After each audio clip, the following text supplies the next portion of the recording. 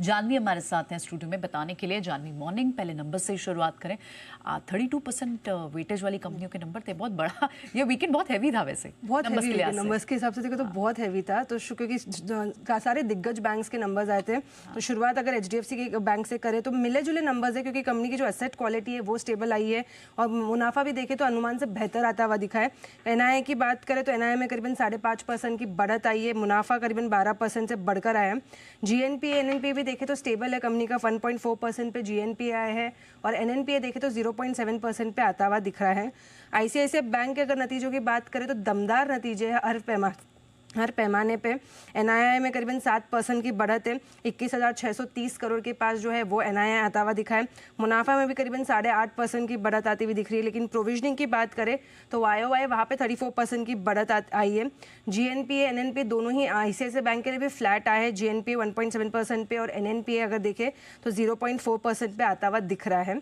JSW steel के numbers अगर देखें तो बाजार बंद होने के दौरान ही आते हुए दिखे थे लगभग, और दमदार नतीजे पेश किए कंपनी ने, अनुमान से हर पैमाने में अनुमान से बेहतर है। रेवेन्यू में अगर देखें तो करीबन फ्लैट रेवेन्यू आता हुआ दिख रहा है 43,147 करोड़ के पास। EBITDA में भी अगर देखें तो बड़ा जंप है, वहाँ पे 37% से जो है EBITDA बढ़कर आया कंपनी का, तो ऑपरेशनली काफ़ी अच्छे नंबर्स हैं। मार्जिन में भी देखें तो 12.8% के जो मार्जिन है इस तिमाही में सुधर कर 17.9% पे आते हुए दिख रहे हैं, तो काफ़ी अच्छे नंबर्स जो है वो JSW स्टील ने पेश करते हुए दिखे हैं। रिलायंस इंडस्ट्रीज की अगर बात करें तो नंबर्स जो है वो कमजोर आते हुए दिख रहे हैं, अनुमान से कमजोर है, क्योंकि रिलायंस जियो ये एक ऐसा सेगमेंट है जिसका सिर्फ प्रदर्शन जो है एस्टिमेट्स के मुताबिक था, उसके अलावा सभी सेगमेंट्स में हम देख रहे थे कि कमजोरी जो है वो बनी हुई है। और साथ ही साथ मुनाफे में अगर देखें तो एक स्पेशल एडजस्टमेंट है, क्योंकि जो रिलायंस इंडस्ट्रीज ने एशियन पेंट्स में स्टेक सेल किया था उसके चलते मुनाफा एक्सपोनेंशियली बढ़कर आया। ओवरऑल रेवेन्यू देखें तो रेवेन्यू 7% घटकर आया है, EBITDA में 2% की गिरावट है। कंपनी के मार्जिन भी देखें तो वहाँ पे हल्का सुधार है, 16.8% के मार्जिन सुधर कर 17.6% पे आते हुए दिखे। एडजस्टेड पैट में देखें तो एडजस्टेड पैट के हिसाब से 7% जो है पैट घटकर आया है, और रिलायंस जियो की जो परफॉर्मेंस है वो काफ़ी अच्छी रही है। L&T फाइनेंस अगर इसके नंबर्स की बात करें तो इसके भी नंबर्स जो है मिले जुले आते हुए दिख रहे हैं। NII में करीबन 8.5% की बढ़त है, मुनाफा 3% बढ़कर आया है और कंपनी के निम्स जो है वो घटकर आए हैं, 11.08% से घटकर 10.2% पे निम्स आते हुए दिखे, तो यहाँ पर एक फोकस है। बंधन बैंक कमजोर नतीजों का अनुमान था और नतीजे भी कमजोरी आते हुए दिखे। NII 10% से घटकर आया है और मुनाफा अगर देखें तो 57% से घटकर 372 करोड़ पे आता हुआ दिखा है। प्रोविजनिंग अगर देखें YOY और QOQ दोनों ही तरफ प्रोविजनिंग काफ़ी बढ़कर आई है। AU स्मॉल फाइनेंस बैंक के भी नतीजे अगर देखें तो स्टेबल सेट ऑफ नंबर्स है। NII में करीबन 5.5% की बढ़त आती हुई दिख रही है, मुनाफा में भी करीबन 15% से ज़्यादा का जंप यहाँ पर है। प्रोविजनिंग अगर देखें तो घटकर आई है, YOY 635 करोड़ से घटकर 533 करोड़ पे प्रोविजनिंग आ चुकी है इस तिमाही में। येस बैंक के अगर नंबर्स की बात करें तो येस बैंक के नंबर्स अच्छे दिखाई दे रहे हैं। NII करीबन 6% बढ़कर आया है इस तिमाही में, मुनाफा भी अगर देखें तो 59% से बढ़कर लगभग 801 करोड़ के पास जो है आता हुआ दिख रहा है। RBL बैंक के भी जो नतीजे अनुमान मुताबिक ही है। NII करीबन 13% से घटकर आया है, मुनाफा भी 46% से देखे तो घटकर आता हुआ दिख रहा है। और अगर अंत में देखें तो यूनियन बैंक, इसके भी जो नंबर्स है अनुमान मुताबिक है, क्योंकि NII करीबन 3% घटकर आया है और मुनाफा भी 12% बढ़कर आया है, 4,115 करोड़ के पास जो है कंपनी का मुनाफा आया है। प्रोविजनिंग अगर देखें जो घटकर आई है जिसके चलते मुनाफा बढ़ा है, प्रोविजनिंग 2700 करोड़ से घटकर इस तिमाही में 1600 करोड़ के पास आती हुई दिख रही है। ठीक है, ये तो हो गए नंबर्स। अब आगे दूसरे स्टॉक्स भी बताएं इन एक्शन जो हो सकते हैं।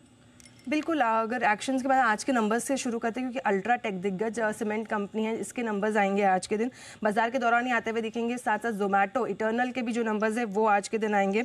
FNO में देखें तो Havells, Oberoi realty, PNB housing, इनके भी जो नंबर्स है आज आते हुए दिखेंगे। BML पर एक फोकस है, क्योंकि बोर्ड बैठक में स्टॉक स्प्लिट पर जो है विचार करती हुई दिखेगी।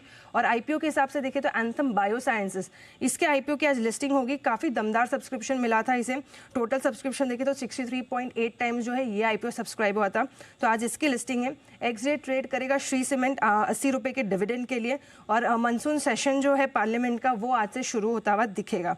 खबरों में देखें तो डॉक्टर रेड्डीज, इनके ऊपर एक नज़र है, क्योंकि US FDA ने जो प्री अप्रूवल इंस्पेक्शन है GMP की वो जांच पूरी करी है। आंध्र प्रदेश की एक फैसिलिटी है, वहाँ की ये जांच पूरी करते हुए दिखे। 10 से 13 जुलाई के बीच 16 जुलाई के बीच जो है ये जांच हुई थी, और करीबन 7 आपत्तियाँ जारी हुई है फॉर्म 483 के साथ।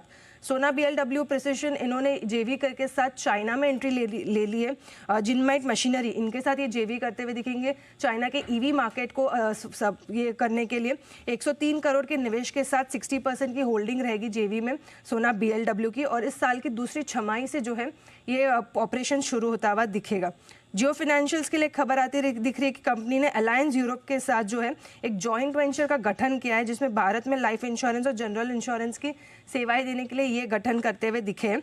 वेदांता भारत के पूर्व मुख्य न्यायाधीश ने एक उनसे लीगल ओपिनियन लिया था, जिसमें उनका कहना है कि वॉइसरॉय रिसर्च की जो रिपोर्ट है वो एक पूरी तरह से विश्वसनीय नहीं है, तो यहाँ पर एक फोकस रहेगा कंपनी का। बारी एनर्जी भी फोकस रहेगा क्योंकि सब्सिडरी को एक ऑर्डर विन होता हुआ दिख रहा है। एक 500 मेगावाट्स के सोलर प्रोजेक्ट का एक ऑर्डर मिला है। NTPC green subsidiary NTPC renewable energy को भी गोवा एनर्जी से के साथ जो देखे 300 मेगावाट्स का जो है एक ऑर्डर मिला है। आइनॉक्स विंड 23 जुलाई को बोर्ड बैठक होगी, जिसमें बोर्ड बैठक में record date, issue price, rights issue के बाकी जो टर्म्स हैं उस पर विचार होता हुआ दिखेगा। टाटा पावर को भी एक ऑर्डर विन है, जिसमें NHP से उन्होंने 300 मेगावाट से का जो है एक ऑर्डर विन होता हुआ दिखा है, तो इसके चलते टाटा पावर भी देखे तो फोकस में रहेगा। ब्रिगेड एंटरप्राइजेस इनकी जो सब्सिडरी है ब्रिगेड होटल्स उस वेंचर्स, इसका जो IPO का DRHP है वो फाइल हो चुका है। IPO अगर का जो फ्रेश इशू के तहत लगभग 760 करोड़ रुपीस जो है कंपनी जुटाती हुई दिखेगी। इसी हफ्ते जो है ये IPO खुलता हुआ दिखेगा। स्पंदना स्फूर्ति फाइनेंशियल्स 230 पर शेयर का जो है राइट्स इशू का प्राइस तय किया गया, जो मौजूदा भाव से करीबन 25% के डिस्काउंट पर है। 400 करोड़ का जो ये राइट्स इशू है वो 1 अगस्त से खुलता हुआ दिखेगा। ओके चलिए, तो ये तमाम सारे स्टॉक्स और अर्निंग्स जिस पर आज बाजार रिएक्ट कर सकता है। शुक्रिया जानवी तमाम सारे अपडेट्स के लिए। बढ़ते हैं